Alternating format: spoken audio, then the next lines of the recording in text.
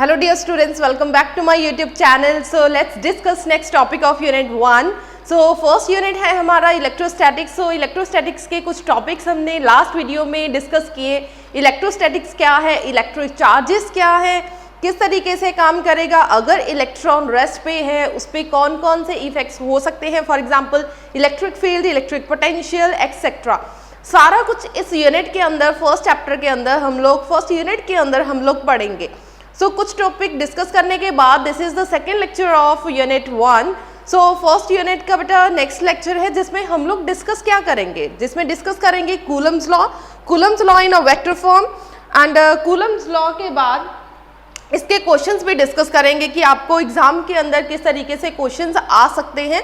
Like जो Coulomb's law है, this is not a most important topic but some time this question will come like in a 2 marks और in a 5 marks. सो आप लोगों को Coulomb's law इस तरीके से प्रिपेयर करना है कि चाहे ये 2 मार्क्स में क्वेश्चन आ जाए तब भी हम इसको अच्छे से लिख पाएँ. अगर यही क्वेश्चन 5 मार्क्स के अंदर आ जाए तो इसे हम लोग लिख सकें. सो लेक्चर स्टार्ट करने से पहले बेटा इट्स रिक्वेस्ट कि आप लोगों ने अगर वीडियो को लाइक नहीं करा, शेयर नहीं करा तो प्लीज़ वीडियो को लाइक करें, मैक्सिमम शेयर करें ताकि मैक्सिमम स्टूडेंट मेरे साथ जुड़ सकें. सो चलिए लास्ट वीडियो में हम लोगों ने क्या क्या चीज़ें डिस्कस की. Number 1 is a electrostatics. Electrostatics क्या है इसके बारे में हम लोगों ने डिस्कस किया कि electrostatics is a physics which deals with a electric field, electrostatic force etcetera. ठीक है, उसके बाद हमने डिस्कस किया कि इलेक्ट्रिक चार्जेस क्या है. इलेक्ट्रिक चार्जेस के बारे में पढ़ा, इसकी E की वैल्यू पढ़ी हमने 1.6 × 10⁻⁻19 coulomb which is a standard value जो आपको बहुत अच्छे से लर्न होनी चाहिए. देन इलेक्ट्रिक चार्जेस के बारे में जब हमने पढ़ा, देन एक्सपेरिमेंट हम लोगों ने परफॉर्म किया इलेक्ट्रोस्कोपी के साथ. हमें ये पता चला कि जो चार्जेस है इट इज़ ऑफ 2 टाइप्स. कौन कौन से चार्जेस है, एक है पॉजिटिव चार्ज और एक है निगेटिव चार्ज. अगर बेसिकली बात की जाए हमारे पास चार्जेस किस तरीके के हैं, number 1 is a positive charge, number 2 is a negative charge and number 3 is a neutral. फिर बहुत से बच्चे क्वेश्चन पूछते हैं, मतलब कि अगर यही क्वेश्चन MCQs में आ जाए कि how many types of charges are there, answers होंगे, ऑप्शंस होंगे 1, 2, 3 एंड 4. सम टाइम कुछ बच्चे कंफ्यूज हो जाते हैं कि न्यूट्रल चार्ज भी तो है तो 3 चार्जेस होने चाहिए. 3 चार्जेस नहीं है. Neutral means it has a no charge, जिस पर कोई भी चार्ज नहीं है. इसका मतलब एक पॉजिटिव चार्ज होगा और एक नेगेटिव चार्ज होगा. So basically there are 2 type of a charges. So I hope आप लोगों ने बहुत अच्छे से एग्जाम्पल्स लर्न कर ली होंगी. अगर ग्लास को सिल्क के कपड़े के साथ रब किया जाए तो क्या होगा, किस पे कौन सा चार्ज आएगा एक्सेट्रा. सो बेटा लास्ट में, वीडियो के लास्ट में मैं आप लोगों को एक टेस्ट भी प्रोवाइड करती हूँ ताकि आप लोगों को क्लियर हो जाए कि कितना आप लोगों को लेक्चर समझ लगे, कितना आप लोगों को क्लियरली कॉन्सेप्ट क्लियर हो रही हैं एक्सेट्रा. सो चलिए नेक्स्ट टॉपिक स्टार्ट करते हैं, that is a Coulomb's law. क्या है नेक्स्ट टॉपिक? Coulomb's law. ठीक है जी, this is important topic, important for 2 marks but बहुत रेयर चांसेस है कि यही क्वेश्चन आप लोगों को 5 मार्क्स के अंदर पूछा जाए. सो आप लोगों ने सबसे पहले क्या करना है, डेफिनेशन लिखिए. It states that 2 point charges attract or repel each other with force which is directly proportional to the product of magnitude of charge and inversely proportional to the square of the distance between them. So screen पे बेटा आप लोगों को definition दिख जाएगी, मैं black board पे नहीं लिख रही, आप लोग नोट डाउन कर सकते हैं. स्क्रीन पे आप लोगों को मिल जाएगी, डेफिनेशन मिल जाएगी. सो ध्यान से डेफिनेशन को पढ़ें और देखें इसमें क्या लिखा है. उन्होंने बोला है it states that 2 point charges. अब 2 point चार्जेस की बात की गई है तो 2 point चार्जेस ले लो. सो ये रहे आपके point charges Q1 and Q2. ले लिया आपने 2 चार्जेस. सो उसके बाद नेक्स्ट लाइन क्या है, अट्रैक्ट और रिपेल ईच अदर. एक दूसरे को अट्रैक्ट भी कर सकते हैं, एक दूसरे को रिपेल भी कर सकते हैं. यही क्वेश्चन यहाँ पे अपनी स्टार बना के बेटा अपनी कॉपी पर साइड पर लिख लीजिए. समटाइम यही क्वेश्चन जो है MCQs की फॉर्म में आ सकता है कि Coulomb's law of charges, then in Coulomb's law charges can attract और रिपेल ईच अदर. ऑप्शंस होंगी only attract, only repel, both attract and repel, neither attract not repel. तो आंसर क्या है, ये अट्रैक्ट भी कर सकता है और रिपेल भी कर सकता है। So both attract and repel. Clear हो गया जी। सो यहाँ पे आप लोगों ने सबसे पहले क्या बनाना है, Q1 एंड Q2 चार्जेस आपने बना के रखा है।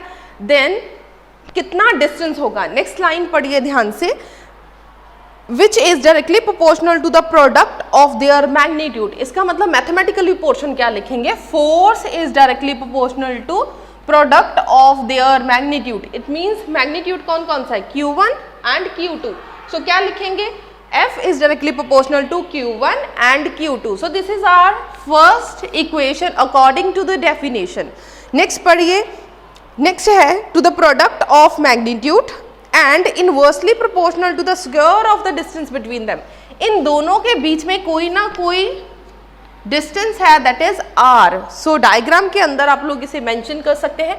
So according to second line क्या है, force is inversely proportional to 1 over r square. So this is the second equation. Now combine equation number 1 and 2. जब आप इसे combine करेंगे आपके पास क्या फॉर्म आएगी, Q1 Q2 divided by r square। क्या किया, कंबाइन, यहाँ पे लिख लेना बेटा, कंबाइन इक्वेशन नंबर 1 एंड 2। जैसे ही आप इक्वेशन नंबर 1 एंड 2 को कंबाइन करेंगे देन आपके पास फॉर्मूला क्या आएगा, force is directly proportional to Q1 Q2 divided by r square. Done. In the next step remove this directly proportional sign. जब आप directly proportional का साइन हटाएंगे आपके पास आ जाएगा कोई ना कोई कांस्टेंट। जब भी याद रखना बेटा, आप लोग 9th 10th में भी ये चीज पढ़ के आए हो कि जैसे ही आप डायरेक्टली प्रोपोर्शनल का साइन रिमूव करेंगे, जैसे ही रिमूव करेंगे आपको कोई ना कोई कांस्टेंट वहां पे लगाना होगा।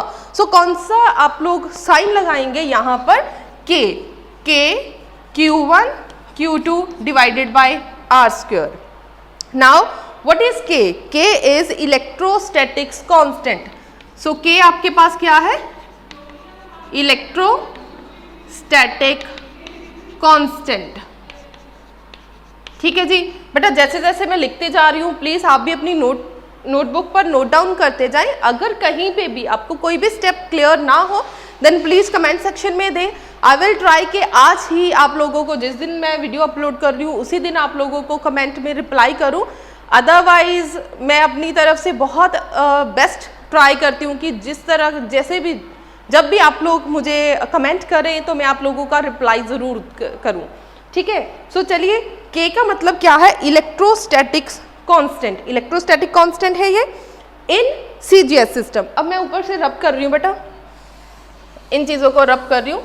ठीक है, क्या चाहिए हमें, इन CGS सिस्टम, इन CGS सिस्टम। अगर आप CGS सिस्टम ले रहे हैं देन आपकी यहाँ पर K की वैल्यू कितनी होगी, 1। K की वैल्यू हम लोग क्या ले रहे हैं यहाँ पे, 1। अगर सिमिलरली SI यूनिट्स की बात करें, if we are talking about SI units then K की वैल्यू कितनी होगी, 1 divided by 4 pi epsilon naught, which is the most important term जो सारी +2 में आपका पीछा नहीं छोड़ेगी। सो इसे बहुत अच्छे से लर्न करो कि K इज अ कांस्टेंट है, आपका इलेक्ट्रोस्टैटिक्स कांस्टेंट है, which is value of K is 1/4 pi epsilon not. Now the question is what is epsilon not. यहाँ पे जो एप्सिलॉन नॉट आप लोगों ने लिखा है, मैंने लिखा है, वो है क्या। सो एप्सिलॉन नॉट यहाँ पे लिखे कि epsilon not is absolute permeability of a free space. Absolute permeability, BILITY, permeability of free space. अब फ्री स्पेस कोई भी हो सकती है, इवन आपकी एयर भी हो सकती है, और एयर। ठीक है जी, ये चीजें बेटा अच्छे से लिख लो कि permeability of a ability, B, permeability of free space और एयर। अब इसकी वैल्यू कितनी है, ये जो एप्सिलॉन नॉट है इसकी वैल्यू कितनी है, value of epsilon not is 8.854 multiply, बेटा जो इसकी वैल्यू आपको बहुत अच्छे से लर्न होनी चाहिए। ठीक है, इसकी वैल्यू आप लोगों को बहुत ही अच्छे से लर्न होनी चाहिए। 8.854 इंटू 10⁻⁻18। ठीक है जी, सो लिख लीजिए 18। इसके यूनिट्स क्या हैं, कूलम स्क्वायर पर न्यूटन कूलम स्क्वायर पर न्यूटन पर मीटर। सो यहाँ से मैं थोड़ा सा रब कर देती हूँ। So metre square coulomb square पर न्यूटन पर metre square. Done, note down कर लिया बेटा आप लोगों ने। देन अगर इसकी वैल्यू पुट करेंगे, फॉर एग्जाम्पल अगर इसकी हम लोग वैल्यू पुट करेंगे, हमारे पास क्या आएगा, k is equal to 1 divided by 4। Pi की वैल्यू हमारे पास कितनी है 3.14 और एप्सिलॉन नॉट की वैल्यू कितनी है 8.85 इंटू 10⁻⁻18। अब अपना कैलकुलेटर उठाएं, 4 को मल्टीप्लाई करें 3.14 के साथ, देन मल्टीप्लाई करें 8.85 के साथ। आपका जो भी आंसर आएगा उसको 1 के साथ डिवाइड करें। जैसे ही आप 1 के साथ डिवाइड करेंगे वी गेट 9.1 पॉइंट। ठीक है, इसे सॉल्व करके देख लो बेटा। 9 इंटू 10⁻। अब देखो नीचे क्या है आपके पास -18। -18 आपके पास अगर कैलकुलेटर है बेटा सो प्लीज़ इसे सॉल्व करके देखें। मैं यहाँ से थोड़ा सा स्किप कर रही हूँ। देन आपका इसे सॉल्व करके देखेंगे 9 इंटू 10⁻9 आपका आंसर आ जाएगा। ठीक है, अगर नहीं आए तो प्लीज़ कमेंट सेक्शन में देना, हम लोग इसे दोबारा से अलग से वीडियो बना के करेंगे न्यूटन मीटर स्क्वायर पर कूलम स्क्वायर। ठीक है जी, सो अलग से वीडियो बनाकर इसको हम डिस्कस कर लेंगे अगर आपकी इतनी वैल्यू नहीं आएगी। अदरवाइज यहाँ तक आप लोगों को एज सच जो है लिखना है, लर्न करना है। क्लियर हो गया। अगर अब यही वैल्यू हम लोग सिंपल कूलम्स लॉ में पुट करें तो क्या आएगा आंसर, हमारे पास क्या आएगा, फोर्स इज इक्वल्स टू, अब डायरेक्टली प्रोपोर्शन का साइन हमने क्या किया, हटा दिया, उसकी जगह पर क्या लगाया, k। Now what is the value of k, 1 divided by 4 pi epsilon not. Next क्या था, q1 q2 divided by r square. So this is the final answer. जो भी फाइनल आंसर आएगा उसे हम लोग बॉक्स में बंद कर देंगे। So this is the Coulomb's law. ठीक है, सो ये आपके पास आंसर किसका आ गया, कूलम्स लॉ। सो जल्दी से नोट डाउन कर लीजिए। ठीक है जी। Next is limitations. Limitations are also important for 1 marks question. Limitations इसकी क्या हो सकती हैं, कूलम्स लॉ ने ऐसा क्या चीज़ें हैं जिसको वो एक्सप्लेन नहीं कर पाया। लिमिटेशंस मीन्स इस जो कूलम्स है उसने कोई टर्म को एक्सप्लेन नहीं किया या किसी को किसी टर्म को एक्सप्लेन करता करता वो फेल हो गया, that is the limitations. So screen पे आप लोग आंसर देख सकते हैं, पॉइंट्स देख सकते हैं।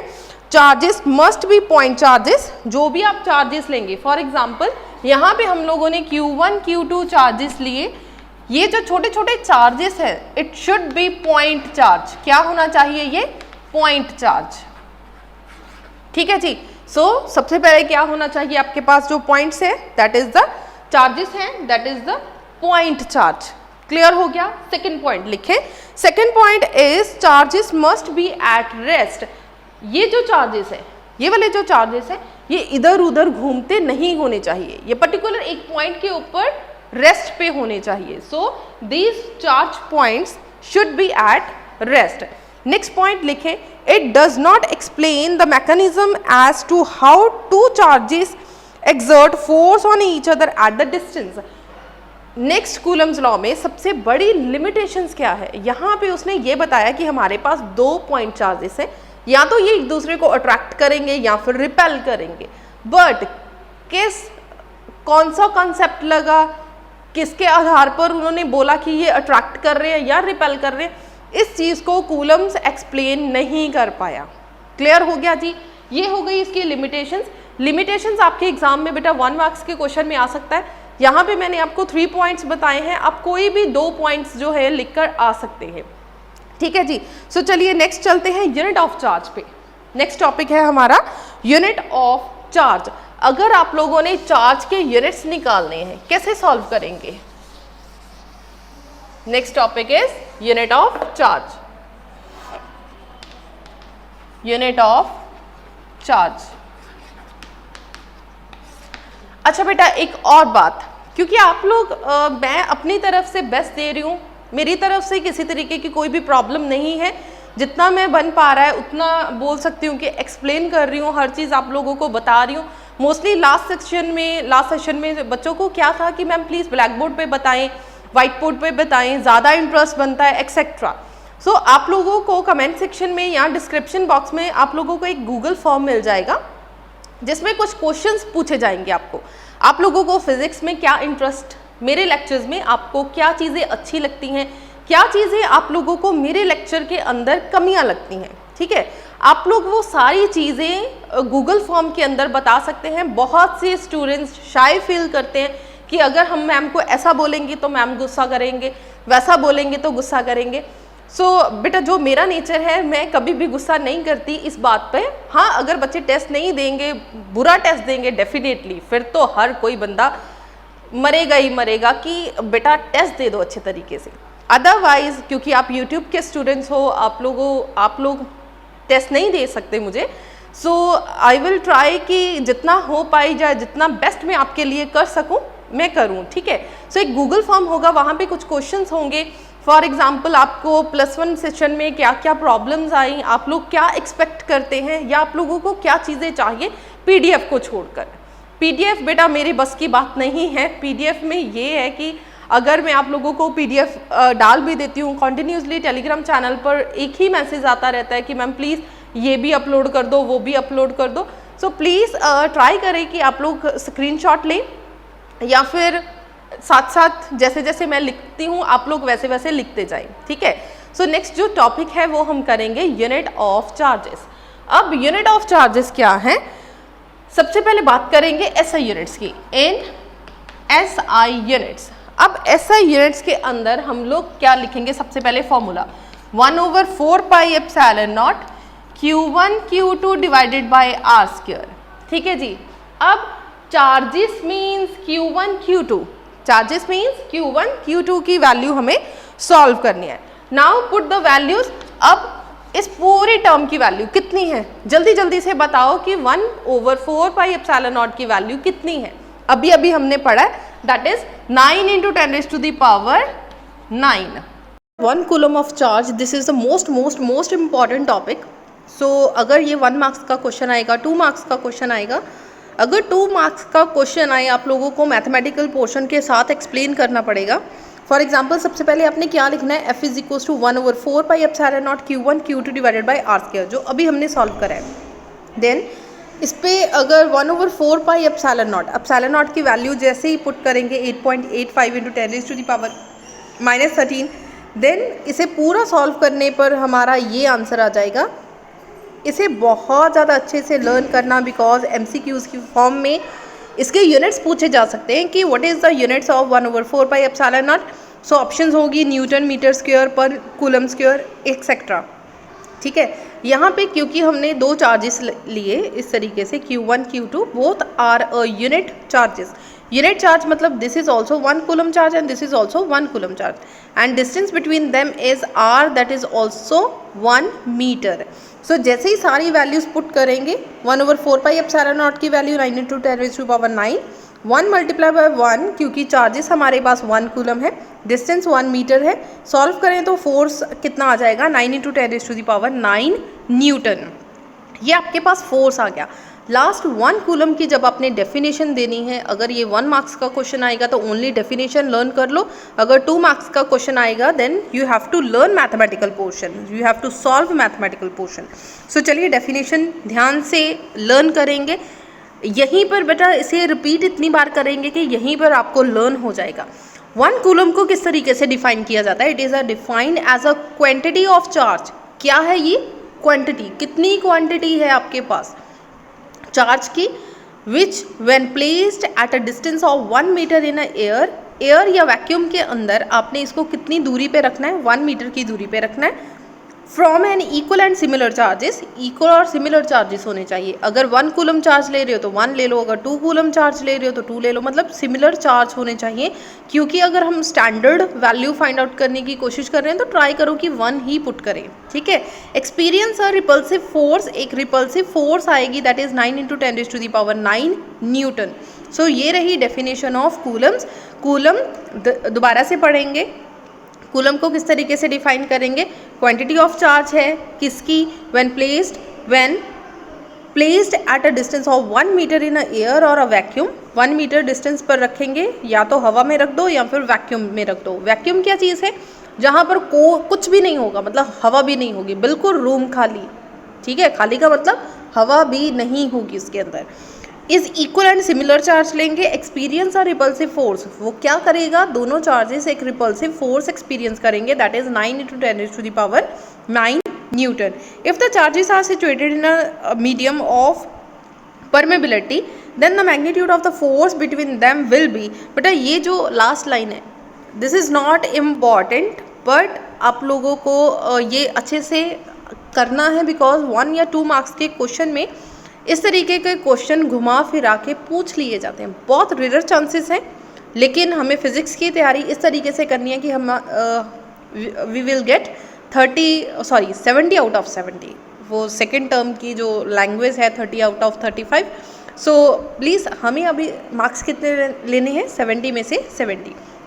सो एफ मतलब किसी भी मीडियम के अंदर जब फोर्स चार्जेस रखेंगे, then 1/4 pi epsilon, this is not epsilon not, this is epsilon, किसी मीडियम के अंदर रखा है, इसका मतलब उसकी परमेबिलिटी चेंज हो जाएगी, that is Q1 Q2 divided by r²। दोनों को डिवाइड कर दो।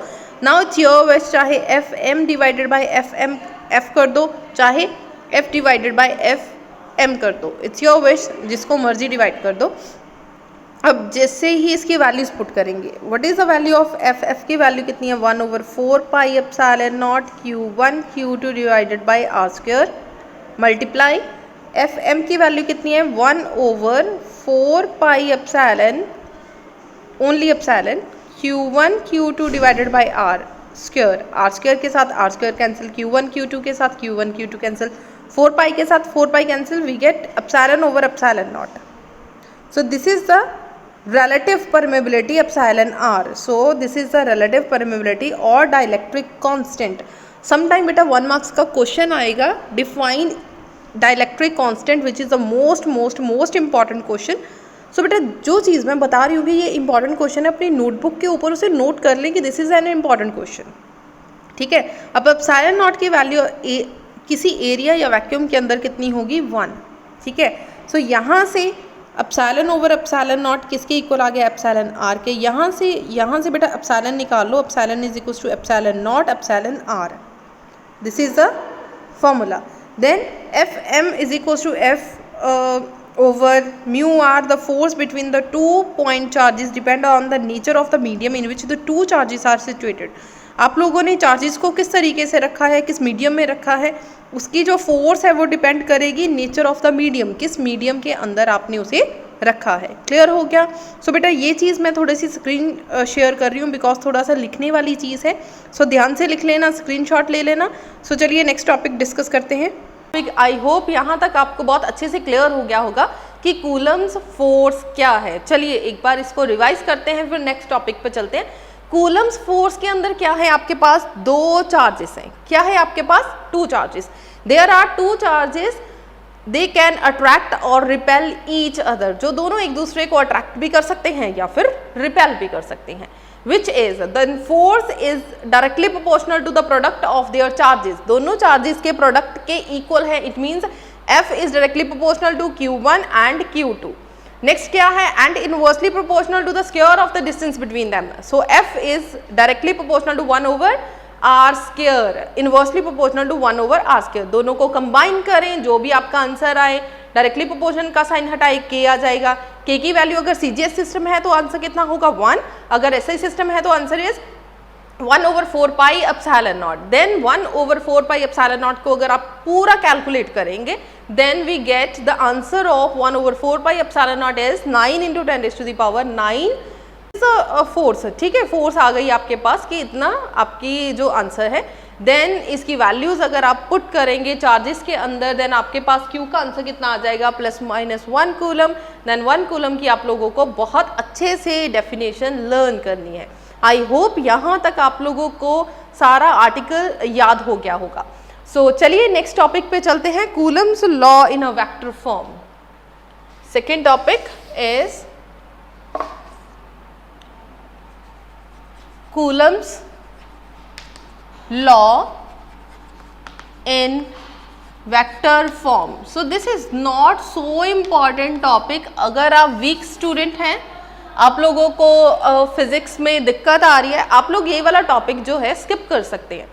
सो बेटा I will suggest to all the students कि आप लोग जैसे जैसे मैं पढ़ा रही हूँ वैसे वैसे आप अपनी नोटबुक्स पर अपनी जो नोट्स है वो बनाते जाएं, प्लस जितना भी मैं करवाऊँ उसे रोज रिवाइज करें। सिर्फ लेक्चर सुनने से या समझने से आप लोगों को कभी भी बहुत अच्छे से फिजिक्स नहीं आएगी। जब भी आप इसे पढ़ेंगे, सुनेंगे और इसके बाद लेक्चर बंद करें, अपनी वीडियो बंद करें, सारा जो भी मैंने पढ़ाया उसको लिख कर देखें। क्या आपको समझ आ रही है टर्म्स, क्या आपको समझ नहीं आ रही टर्म्स, कहाँ पे आपको दिक्कत आ रही है, क्या दिक्कत आ रही है, वो आप लोग मुझसे मेरे साथ डिस्कस कर सकते हैं। ठीक है जी। सो नेक्स्ट है Coulomb's law in a vector form. आप लोगों को वेक्टर फॉर्म के अंदर इसे लिखना है। अब कूलम्स लॉ क्या है? Consider 2 point charges Q1 Q2 separated by a distance R। सबसे पहले क्या करना है, 2 पॉइंट चार्जेस लीजिए। ठीक है, साइड पे आप लोग डायग्राम बना सकते हैं। कोई भी 2 चार्जेस लीजिए, Q1 Q2 separated by a distance R। कितना डिस्टेंस लिया आपने? R।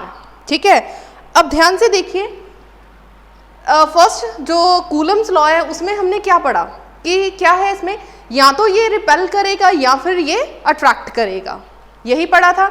चलिए, अगर अट्रैक्ट या रिपेल कर रहा है इसका मतलब यहाँ पर कोई ना कोई फोर्स एक्ट कर रही होगी। कौन सी फोर्स होगी?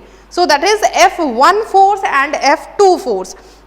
अब ध्यान से देखो, F1 एंड F2 है हमारे पास, इसका मतलब यहाँ पे जो फोर्स लगेगी दैट इज F2 किस पे लग रही है? Q2 पर। किसकी वजह से लग रही है? 1 की वजह से। ये सो F21 वेक्टर। ये क्लियर हो गया किस तरीके से लिखा है? F21 किस तरीके से लिखा है? किस पे फोर्स लग रही है? Q2 के ऊपर। सो फोर्स किसकी है? F2 किसकी वजह से लग रही है? Q1 की वजह से। सो यहाँ पे आ गया F21। सिमिलरली यहाँ पर भी कोई ना कोई फोर्स अप्लाई होगी। ठीक है, ये रही आपकी फोर्स। अब ये फोर्स कितनी है? जल्दी से अपने नोटबुक पे नोट डाउन करें, लिखें कि कितनी है। देन आप ब्लैक बोर्ड की तरफ से देखकर अपना चेक कर सकते हैं कि क्या आप सही लिख रहे हो कि गलत लिख रहे हो। अब यहाँ पे क्या है, आपकी कौन सी चार्ज पे फोर्स लगेगा? दैट इज फर्स्ट पे। किसकी वजह से लगेगा? Q2 की वजह से। सो 2, ये आ गई आपकी फोर्सेस। क्लियर हो गया बेटा? आप लोगों ने फोर्सेस किस तरीके से लिखी हैं। सिमिलरली सेम होगा आपकी position vector. Position vector equal and opposite होगा। फॉर एग्जांपल, अगर ये चार्जेस है, इसका जो पोजीशन वेक्टर है ये रहा, दैट इज F21। अब ध्यान दो, यहाँ पे 1 2 है और यहाँ पे 2 1 है। इसका मतलब इक्वल एंड ऑपोजिट है। अगर ऑपोजिट डायरेक्शन लगाते इस तरीके से, मान लो Q1 है, यहाँ पे F21, यहाँ पे क्या आना था? FR12। अगर सेम से 1 12 12 लिखना है तो डायरेक्शन ऑपोजिट होगी। अगर डायरेक्शन सेम साइड पे है इसका मतलब ये चीज आप लोगों को डिफरेंट लिखनी होगी, F12 F21। सिमिलरली यहाँ पे जो फोर्स होगी वो कितनी है? F1 R12। What is R12 and R21? This is a position vectors. ठीक है जी। अब ये हो गए आपके position vectors. So position vector diagram अच्छे से बनाने के बाद हम लोग स्टार्ट करेंगे mathematical portion. So mathematical portion के अंदर क्या आएगा? Coulomb's force acting on Q1 due to Q2। Q1 के ऊपर जो कूलम फोर्स लगेगी किसकी वजह से? Q2 की वजह से। सो हमने क्या लिखना है यहाँ पे? Coulomb force. So coulomb force का जो फॉर्मूला है that is F12 magnitude is equal to F21 magnitude, because both forces are equal forces, so that is why F21 और F12 हम लोग दोनों forces इस तरीके से लिखेंगे। then forces हमें पता है कितनी लगेगी? 1/4 pi epsilon not Q1 Q2 divided by R square. So this is the force. ठीक है, सबसे पहले फोर्स आप लोग इस तरीके से लिख सकते हैं। अब क्या लिखना है? फोर्स F21 कितना है और फोर्स F12 कितना है, दोनों अलग अलग तरीके से लिखेंगे। सो बेटा एक बार दोबारा से समझ लो, हम लोग Coulomb's law in a vector form में क्या कर रहे हैं। कूलम्स लॉ हम लोग कर चुके हैं। ठीक है, वहां पे आंसर आया कि फोर्स किसके इक्वल है? 1/4 pi epsilon not Q1 Q2 divided by R square. अब वेक्टर फॉर्म में लिखेंगे, वेक्टर मीन्स कि वेक्टर का मतलब क्या है, मैग्नीट्यूड भी होना चाहिए और डायरेक्शन भी होनी चाहिए। यहाँ पे हम लोग वेक्टर की फॉर्म में लिख रहे हैं, ध्यान से देख सकते हैं एफ के ऊपर वेक्टर आ रहा है, आर के ऊपर वेक्टर आ रहा है, so these are the, sorry this is not a vector, this is a position vector, so position vector मतलब कैप आएगा, ठीक है, कैप आएगा। आप लोग +1 में पढ़ के आए हो यूनिट कैप्स। यूनिट कैप क्या है, उसकी डायरेक्शन बताएगा R12 एंड R21। सो अलग अलग तरीके से दोनों फोर्सेस हम लोग सॉल्व करेंगे। सबसे पहले सॉल्व करो F12, इट्स योर विश, चाहे आप F12 सॉल्व करें चाहे F21। सो फोर्स वेक्टर लिखे यहाँ पर, फोर्स वेक्टर सबसे पहले कोई भी एक निकाल लो, F21 वेक्टर, F12 वेक्टर। सो 1 2 लिखेंगे तो किस तरीके से लिखेंगे, F12 1/4 पाई एप्सिलॉन नॉट।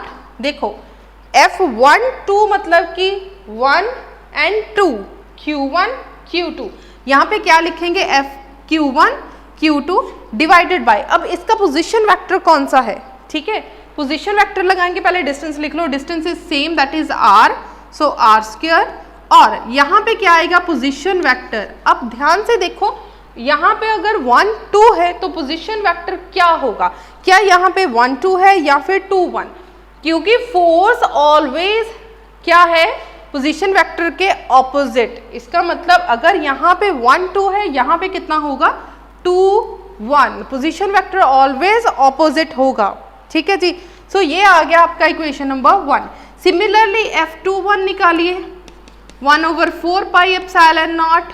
अब देखो 2 1, इसका मतलब Q2 Q1, क्लियर हो गया किस तरीके से लिखेंगे, Q2 Q1 divided by R², then its position vector is R12, इसके उल्टा होगा, ठीक है, 2 1 है तो यहाँ पे 1 2, क्लियर होगी बेटा इतनी बात। चलिए इस यहाँ से हमने equation number 1 and equation number 2 को लिखा। Now solve equation number 1 and 2, ठीक है, इक्वेशन नंबर 1 एंड 2 को सॉल्व करेंगे, कंपेयर करेंगे, चाहे कंपेयर वर्ड लिख लीजिए चाहे आप लोग एज सच लिख लीजिए कि from equation number 1 and 2 F12 vector and F21 vector are equal and opposite. क्या है, दोनों इक्वल है और ऑपोजिट फोर्स है। अरे ये लाइन हम लोगों ने कहाँ से लिखी, कैसे पता चला कि ये इक्वल है एंड ऑपोजिट है, क्योंकि दो चार्जेस हैं, both charges should be same. अगर सेम होगा दोनों या तो अट्रैक्ट करेंगे या फिर रिपेल करेंगे। अगर अट्रैक्ट करेंगे तब भी उन पर सेम फोर्स अप्लाई होगी, अगर रिपेल कर रहे हैं तब भी सेम फोर्स अप्लाई होगी। सो क्या हो रहा है, यहाँ पर रिपेल कर रहे हैं। सो रिपेल क्या है, इक्वल फोर्स है। अगर यहाँ पर 4 माइक्रोकूलम की फोर्स है, यहाँ पे भी 4 माइक्रोकूलम ही होगी। Both are equal and opposite. Opposite मतलब एक अगर फोर्स इस तरफ लग रही है तो दूसरी फोर्स इस तरफ लगेगी। क्लियर हो गया जी। चलिए यहां से आप लोग लिख सकते हैं R21 cap is equal to minus R12 cap, क्योंकि फोर्सेस ऑपोजिट है, इसका मतलब इसके पोजीशन वेक्टर्स क्या होंगे, ऑपोजिट होंगे। Now put this value in equation number 2। इसकी वैल्यू जो है R21 की वैल्यू जो है इक्वेशन नंबर 1 में पुट करें। सो क्या आ जाएगा हमारे पास, F12 vector is equal to 1/4 pi epsilon not Q1 Q2 divided by R²। अब R21 की जगह पर हम लोग क्या लिखेंगे, माइनस R12 कैप, ये वाला माइनस आगे ले आओ, 1/4 pi epsilon not Q1 Q2 divided by R²। यहाँ पे कितना आ गया, R12 वेक्टर। अब ध्यान से देखो ये पूरी टर्म कौन सी टर्म है, इक्वेशन नंबर 2। ध्यान से देख लीजिए, सेम है इक्वेशन नंबर 2। यहाँ पे लिख सकते हो from equation number 2, from equation number 2 F12 vector, इस पूरी टर्म की जगह पर हमने क्या लिख दिया, F21 वेक्टर। ठीक है जी। सो यहाँ से क्लियर हो गया कि आपकी जो फोर्स है that is equal and opposite. Clear हो गया जी। This is not an important topic, लेकिन एग्जाम के लिए आपको ये पढ़ना होगा, एक बार समझना होगा। सिर्फ एक बार कर लो, उसके बाद चाहे आप इसको स्किप कर सकते हो। Now what are the advantages of Coulomb's law in a vector form. इसके क्या एडवांटेजेस हैं, हमने इसको वेक्टर फॉर्म के अंदर क्यों लिखा, आप लोग डायग्राम देख सकते हैं, पिक्चर देख सकते हैं स्क्रीन के ऊपर। It gives the magnitude as well as a direction of Coulomb force. Coulomb force जब भी हम लोग सॉल्व करेंगे, वेक्टर फॉर्म का मतलब है ये आपको मैग्नीट्यूड भी देगा और डायरेक्शन भी देगा। Second is it tells that Coulomb's force is a central force.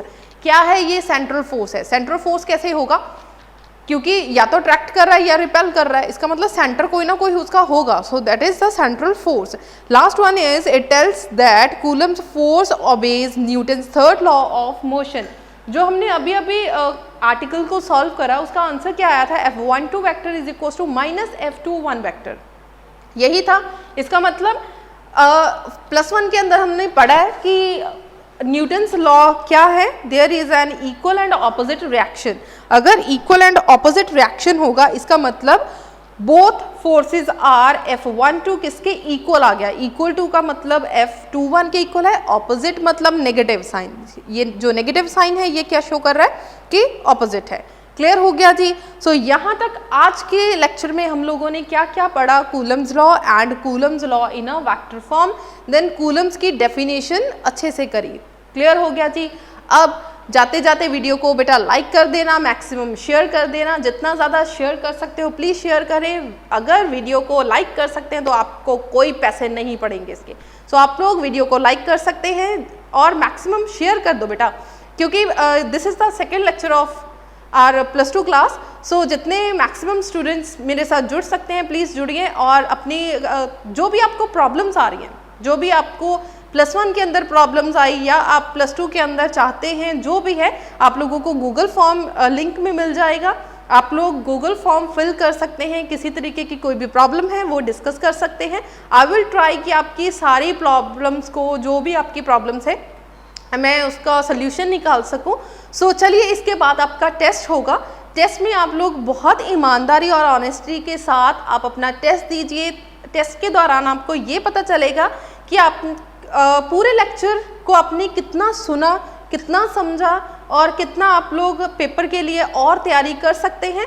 सो चाहे आप लोग पढ़ के टेस्ट दे दीजिए, चाहे आप इस लेक्चर के बाद वीडियो को पॉज करें और उसका टेस्ट दें। ठीक है जी। So all the best for +2 class and जाते जाते वीडियो को लाइक कर दें, मैक्सिमम शेयर कर दें। Thank you so much. चलिए बेटा टेस्ट स्टार्ट करेंगे। सो टेस्ट है आपका 10 मार्क्स का और 20 मिनट्स के अंदर आप लोगों को ये टेस्ट कंप्लीट करना है। सो याद रखें, जब भी आप आर्टिकल्स कंप्लीट करें, आर्टिकल के साथ आप अपनी main book Dinesh, Pradeep, modern जो भी आप फॉलो कर रहे हैं उसके बैक क्वेश्चंस हैं बेटा। बैक क्वेश्चंस आप लोगों को पढ़ने ही पड़ेंगे। ठीक है, एनसीईआरटी क्वेश्चंस जिसे बोलते हैं, आप लोगों को वो क्वेश्चन जो कॉन्सेप्चुअल क्वेश्चंस हैं वो पढ़ने होंगे, क्योंकि 1 और 2 मार्क्स के क्वेश्चन छोटे छोटे कॉन्सेप्ट के बीच में से पूछ लिए जाते हैं। सो आई विल ट्राई कि हम लोग जितने भी छोटे छोटे क्वेश्चंस होंगे वो टेस्ट में कवर हो जाए। So state and explain Coulomb's law, ये तो सिंपल है, अभी समझा है, सो आप लोग कर लोगे। Explain Coulomb's law in a vector form, ये भी पूरा आर्टिकल हमने किया है, ये भी आप लोग कर लोगे। Right advantages of Coulomb's law in a vector form, advantages भी हमने वीडियो के अंदर एक्सप्लेन करी हैं। सो आप लोगों को इसका आंसर भी मालूम है।